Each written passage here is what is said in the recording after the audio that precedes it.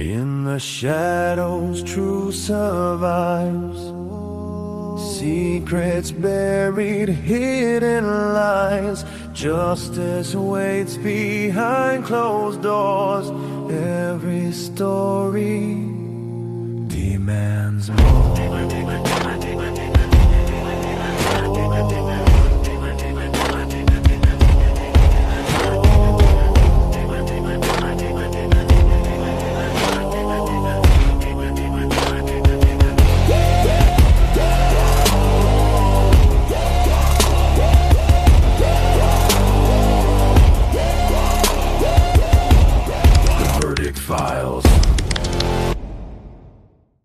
सोचिए एक ऐसा सीरियल किलर जो बंदूक या चाकू से नहीं बल्कि डाक के जरिए भेजे गए पैकेटों से हमला करे। एक ऐसा व्यक्ति जिसे किसी ने कभी हमला करते हुए भी नहीं देखा, जिसने अपने विक्टिम्स को कभी सामने से नहीं देखा, फिर भी उसके भेजे गए छोटे छोटे पैकेजेस ने पूरे देश में आतंक फैला दिया।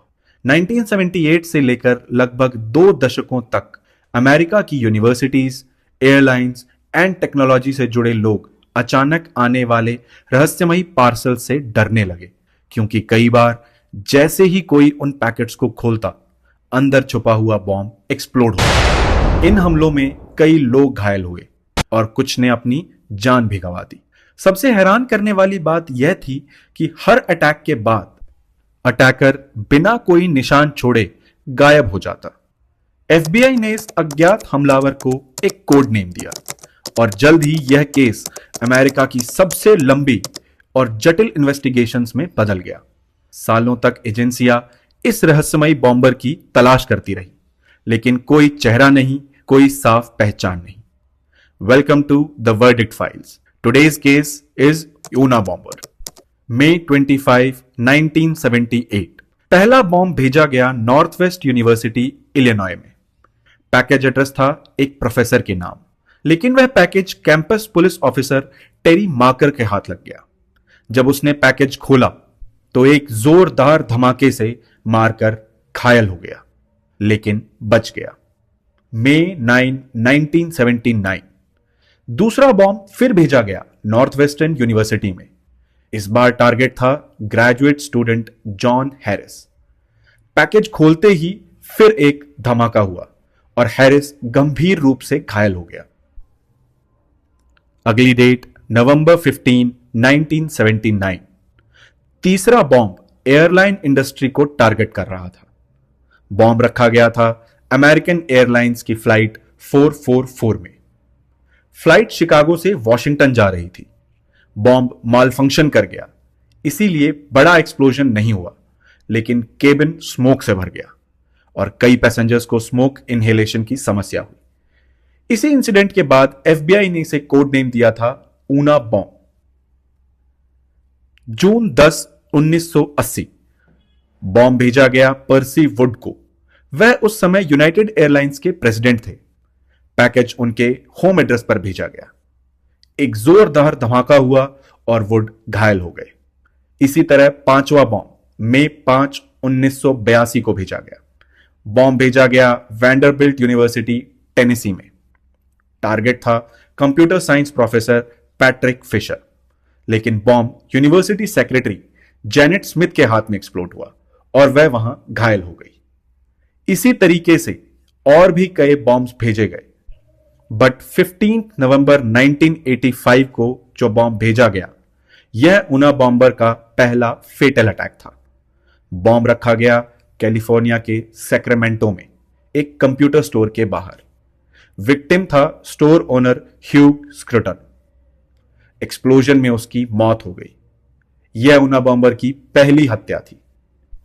अब तक किसी ने भी ऊना बॉम्बर की ना शक्ल देखी थी और ना ही कोई आइडेंटिफिकेशन थी। पर 10वां बॉम्ब फरवरी 20, 1987 को रखा गया सॉल्ट लेक सिटी यूटा में एक कंप्यूटर स्टोर के बाहर। विक्टिम था गैरी राइट। एक्सप्लोजन में वह घायल हुआ। इसी इंसिडेंट के बाद एक विटनेस ने सस्पेक्ट को दूर जाते देखा और एफबीआई को मिला अपना पहला स्केच। अब एफबीआई को यह साफ हो चुका था कि अमेरिका में कोई हाईली इंटेलिजेंट और केयरफुल बॉम्बर सक्रिय है।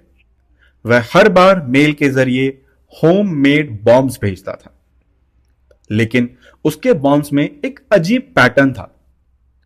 हर डिवाइस में कुछ खास चीजें बार बार मिलती थी, जैसे handmade wooden parts, carefully carved metal pieces, batteries, wiring का अनयूजुअल डिजाइन और एक यूनिक सिग्नेचर FC। इन्वेस्टिगेटर्स को आज तक यह पूरी तरह क्लियर नहीं था कि FC का मतलब क्या है, लेकिन बाद में माना गया कि इसका मतलब था फ्रीडम क्लब। FBI के बॉम्ब एक्सपर्ट्स ने जल्दी ही समझ लिया था कि बॉम्बर मैकेनिकली स्किल्ड है और बहुत पेशेंट प्लानर भी, क्योंकि हर बॉम्ब अलग होता था, जिससे फॉरेंसिक ट्रेसिंग बेहद मुश्किल हो जाती थी। इस इन्वेस्टिगेशन में सैकड़ों एजेंट्स शामिल थे। यह केस इतना बड़ा हो गया कि FBI ने इसके लिए एक स्पेशल टास्क फोर्स बनाई। यह इन्वेस्टिगेशन लगभग 17 साल तक चलने वाली सबसे लंबी FBI इन्वेस्टिगेशंस में से एक बन गई, लेकिन इसके बावजूद बॉम्बर की आइडेंटिटी एक मिस्ट्री बनी रही। एक काफी लंबा गैप आया 1987 के बाद। ऊना बॉम्बर लगभग 6 साल तक गायब रहा, कोई बॉम्बिंग नहीं हुई और सबको लगा शायद वह मर गया है या फिर उसने यह सब छोड़ दिया है। लेकिन फिर 1993 में कैंपेन फिर से शुरू हो गया। 11वां बॉम्ब जून 22, 1993 में चार्ल्स एप्स्टीन को भेजा गया। यह University of California San Francisco के जेनेटिक्स प्रोफेसर थे। एक्सप्लोजन में वह गंभीर रूप से घायल हुए। इसी तरह से दिसंबर 10, 1994 में भेजे गए बॉम्ब एडवर्टाइजिंग एग्जीक्यूटिव थॉमस मॉसर को न्यू जर्सी में एक्सप्लोजन में मॉसर की मौत हो गई। यह ऊना बॉम्बर की दूसरी हत्या थी और अप्रैल 24, 1995 में ऊना बॉम्बर ने अपना तीसरा अटैक किया, जो कि फेटल था। बॉम्ब भेजा गया गिलबर्ट मुर्रे को। वह कैलिफोर्निया फॉरेस्ट्री एसोसिएशन के प्रेसिडेंट थे। एक्सप्लोजन में मुर्रे की भी मौत हो गई। 1995 में अचानक इन्वेस्टिगेशन ने एक नया मोड़ ले लिया। एक दिन मीडिया ऑर्गेनाइजेशंस को एक लंबा डॉक्यूमेंट मिला। यह लगभग 35,000 शब्दों का मैनिफेस्टो था। इसका टाइटल था industrial society and its future.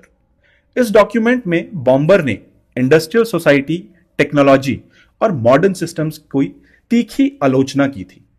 उसकी डिमांड बेहद साफ थी।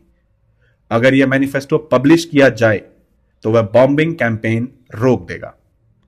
यह डिसीजन आसान नहीं था, लेकिन FBI को उम्मीद थी कि अगर वह मैनिफेस्टो पब्लिक होगा तो शायद उसकी राइटिंग स्टाइल को कोई पहचान ले।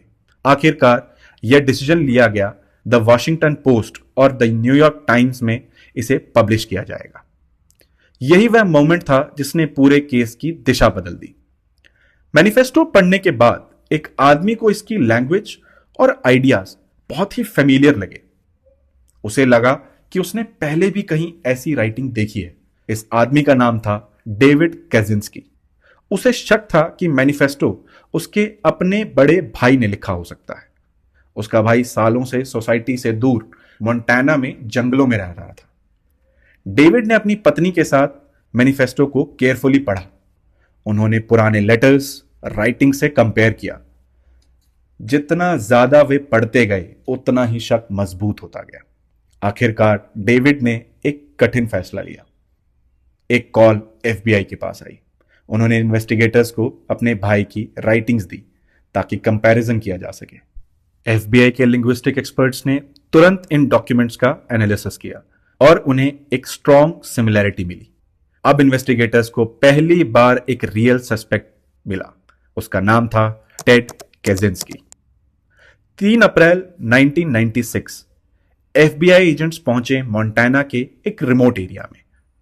वहां एक छोटा सा वुडन कैबिन था जो जंगल के बीचों बीच बना था। जब एजेंट्स अंदर गए तो उन्हें तुरंत समझ आ गया कि वे सही जगह पहुंचे हैं।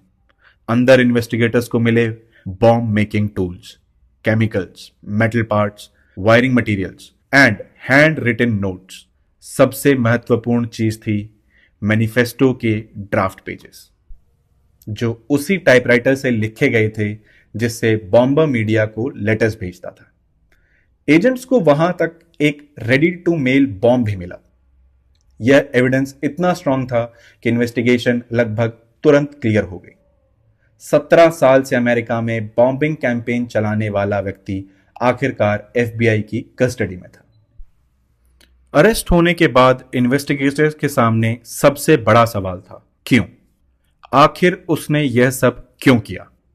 पूछताछ के दौरान उसने खुद को कोई टिपिकल क्रिमिनल नहीं माना। उसके अनुसार वह इंडस्ट्रियल सोसाइटी के खिलाफ एक युद्ध लड़ रहा था। उसका मानना था कि मॉडर्न टेक्नोलॉजी और इंडस्ट्रियल सिस्टम धीरे धीरे इंसानों की फ्रीडम खत्म कर रहे हैं। उसने इन्वेस्टिगेटर्स को बताया कि वह जानबूझकर ऐसे टारगेट्स चुनता था जो यूनिवर्सिटीज, टेक्नोलॉजिकल सेक्टर या मॉडर्न इंडस्ट्रियल सिस्टम्स का हिस्सा हो। उसका मानना था कि लोग उसी सिस्टम का प्रतिनिधित्व करते हैं जिससे वह नफरत करता था। उसने अपनी आइडियोलॉजी पहले ही एक मैनिफेस्टो में लिखी थी जिसका नाम था industrial society and its future. इस डॉक्यूमेंट में उसने इंडस्ट्रियल रेवोल्यूशन को मानव स्वतंत्रता के लिए खतरा बताया था। हालांकि इन्वेस्टिगेटर्स ने उसकी रीजनिंग को कोई जस्टिफिकेशन नहीं माना। उसके सामने एक ऐसा व्यक्ति था जिसने 17 साल तक बॉम्ब भेजे, 3 लोगों की हत्या की और 23 लोगों को गंभीर रूप से घायल किया। एफबीआई के पास उसके खिलाफ बेहद मजबूत एविडेंसेस थे। 1998 में कोर्ट प्रोसीडिंग्स शुरू होने वाली थी, लेकिन केस बेहद जटिल था। एक तरफ प्रोसिक्यूटर्स चाहते थे कि उसे डेथ पेनल्टी मिले, दूसरी तरफ डिफेंस लॉयर्स यह आर्ग्यू कर रहे थे कि वह मेंटली इल है। लंबी लीगल बैटल से बचने के लिए आखिरकार उसने एक डिसीजन लिया। उसने कोर्ट में गिल्टी प्ली दे दिया। इसका मतलब यह था कि उसने अपने क्राइम्स स्वीकार कर लिए। इसके बाद प्रोसिक्यूटर्स ने डेथ पेनल्टी की मांग छोड़ दी। कोर्ट ने उसके कई फेडरल चार्जेस में दोषी पाया, जिनमें शामिल थे multiple bombings, murder, attempted murder, explosive devices. 1998 में जज ने सजा सुनाई, life imprisonment without the possibility of parole. उसे भेजा गया एडीएक्स फ्लोरेंस। यह अमेरिका की सबसे सिक्योर फेडरल प्रिजन्स में से एक है, जहां देश के सबसे खतरनाक क्रिमिनल्स रखे जाते हैं। टेड ने अपनी बाकी जिंदगी फेडरल कस्टडी में बिताई। बाद में उसे मेडिकल ट्रीटमेंट के लिए ट्रांसफर किया गया फेडरल मेडिकल सेंटर बटनर में। 10 जून 2023 को टेड ने अपनी आखिरी सांसें ली। उस समय उसकी उम्र 81 साल थी। लगभग 2 दशकों तक चलने वाली इस जटिल जांच में एफबीआई ने हजारों सुरागों, फॉरेंसिक एविडेंसेस एंड एक महत्वपूर्ण टिप की मदद से आखिरकार उस रहस्यमयी बॉम्बर तक पहुंच बनाई। सालों की मेहनत के बाद सच सामने आया और पीड़ितों को आखिरकार न्याय मिला।